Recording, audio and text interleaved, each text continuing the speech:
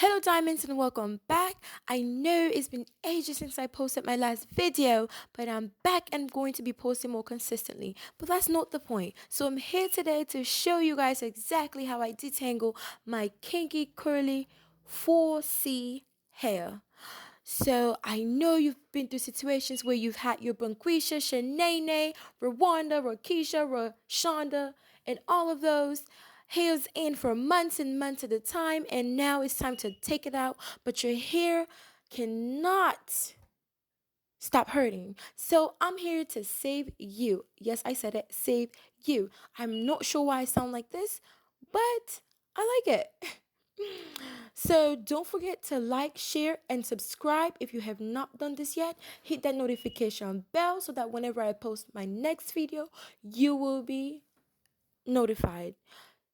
Thank you. Till next time, keep watching.